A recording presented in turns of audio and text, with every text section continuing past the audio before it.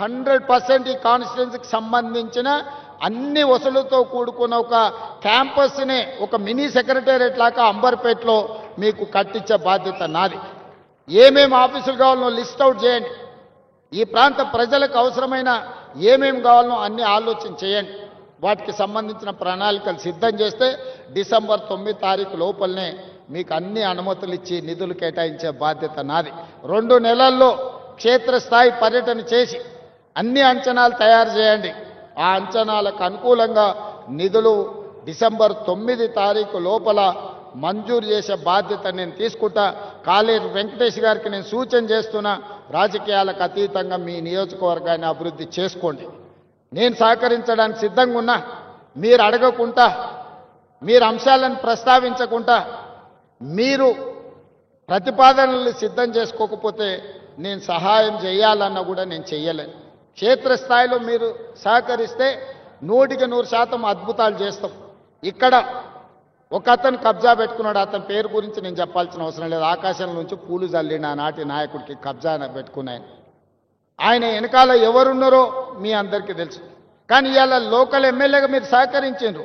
Within 100 డేస్లో ఈరోజు బతుకమ్మకుంట నిజమైంది, కళల సాకారమైంది. మా విమలక్క చెప్తుంది, మా తండ్రి గారు ఇక్కడనే ఉండే మేము ఎన్నోసార్లు కొట్లాడినామన్నా, మా జన్మలో ఇది ఇట్లా చూస్తామని నేను అనుకోలే. అందుకే నేను జిల్లాల కార్యక్రమాన్ని కూడా రద్దు చేసుకొని ఇక్కడికి వచ్చినాను. మీరందరూ స్థానిక ప్రజాప్రతినిధులు సహకరించినందుకే నేను ఇది చేయగలిగిన. నేను ఒక్కరిని చేసే పని కాదు ఇది. మీరందరూ సహకరిస్తే నేను నిర్ణయం తీసుకోగలుగుతా. నేను ఒక టీం లీడర్గా మిమ్మల్ని అందరినీ లీడ్ చేయగలుగుతా. ఒక విజన్ గల ప్రజాప్రతినిధిగా హైదరాబాదు నగరం అంతర్జాతీయ నగరంగా తీర్చిదిద్దుతా. అదే క్రమంలో పేదలకు ఎట్లా మేలు చేయాలో మీరు సూచనలు ఇవ్వండి. పేదలకు అన్యాయం చేసే పని ఏది చెయ్యను. మీరు గుర్తుపెట్టుకోండి, అక్కడ హైటెక్ సిటీ దగ్గర కన్వెన్షన్ కూలిందంటారు. ఎవరు? నాగార్జున గారు ఆగర్భ శ్రీమంతుడు, ఒక పెద్ద సినిమా స్టార్. కానీ అక్కడ తుమ్మిడికుంట అనే మొత్తం చెరువునే కబ్జా పెట్టుకుని నాకు కూడా మంచి మిత్రుడు. మేము అడిగి చూసినాం.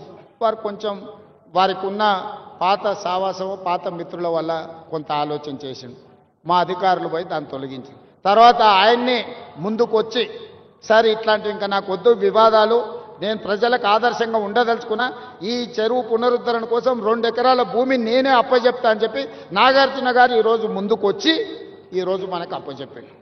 అలాంటి సందర్భాలు వస్తే మేము అభినందిస్తాము. సున్నం చెరువు దగ్గర ఎవడో అమాయకులను చేసి అమ్ముకుంటే చెరువు మధ్యలో వాళ్ళు నిర్మించుకుంటే తొలగించమని ఎన్నిసార్లు చెప్పినా తొలగించకపోతే మనం తొలగించాల్సి వస్తుంది. దయచేసి నేను పేద ప్రజలకు విజ్ఞప్తి చేస్తున్నా. మాయగాళ్ళు మహానగరంలో చాలామంది ఉంటారు. వాళ్ళకు ముఠా నాయకుడు ఇంకొకడు ఉండొచ్చు. వాళ్ళందరూ కలిసి ఈ మహానగరంలో వివిధ ప్రాంతాల నుంచి వచ్చిన పేదల్ని మాయ చేసి ప్రభుత్వ స్థలాలను మీకు అమ్ముతే అగ్గోకి సగ్గోకి వస్తుందని తీసుకోకండి. మీకందరికీ ఏ రకంగా ఆదుకోవాలనో ప్రభుత్వం ఆలోచన చేస్తుంది, ఒక మంచి నిర్ణయం తీసుకుంటుంది.